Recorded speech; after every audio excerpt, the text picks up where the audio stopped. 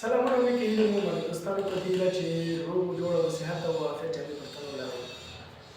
نن به زه تاسو ته د لین کارډ یا NIC کارډ په باره کې معلومات درکړم چې دا څه شی دی، څه کار کوي، په کوم نومونه سره یادېږي، خلک ورته کوم کوم نومونه استعمالوي او کوم کوم ډولونه یې دي. نو لین کارډ چې دی یا NIC کارډ یا نیټورک اډاپټر کارډ دا ټول یو وخت یو ډیوایس دی او دغه څو نومونه دي. لین کارډ ورته هم وایي، NIC کارډ ورته هم وایي.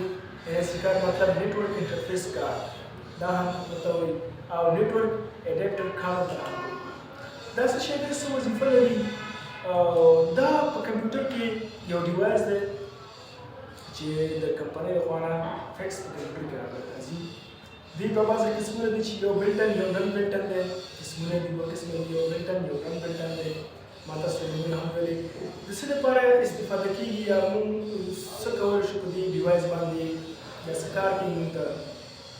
د دې ډیوایس کار دا دی چې دا ډیوایس چې دی زموږ دا کمپیوټر چې دی دا د نورو ډیوایسونو سره شی کوي وصلوي. که هغه ډیوایس اکسس پوینټ وي، که هغه سویچ وي، که هغه هب وي.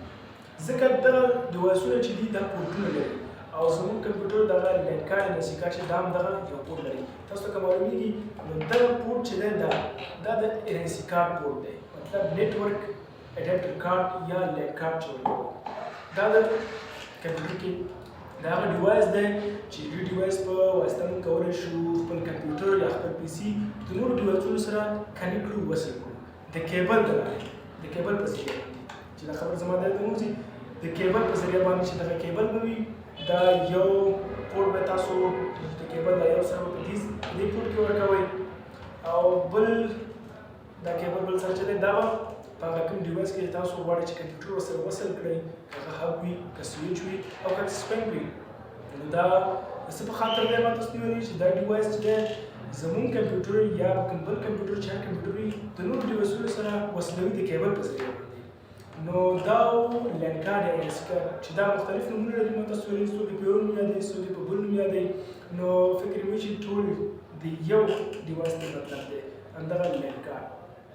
څوک ورته لین کارډ وایي، څوک ورته نیټورک اډاپټر کارډ وایي، څوک ورته NIC کارډ وایي چې NIC کارډ خپله مخفف شي دی نیټورک انټرفیس کارډ دې ته وایي. نو که ویډیو خوښه شوي وي ویډیو سره لایک کړئ، معلومات هم خوښ شوي وي ویډیو د خپل ملګرو سره شیر کړئ او نورو ویډیو کې زه ستاسو په حضور کې حاضر یم د نورو معلوماتو سره، خصوصا د نیټورک او ډیټابیس په برخه کې معلومات. نو زموږ چینل پښتو IT کارډ سره سبسکرايب کړئ، دغه ویډیو د خپل ملګرو سره شیر کړئ، ویډیو لایک کړئ تر څو نور جالب ښه معلومات د کمپیوټر په نړۍ د کمپیوټر په دنیا کې خصوصا نیټورک او ډیټابیس کې لاسته راوړئ. زموږ چینل سبسکرايب کړئ. تر بل ویډیو پورې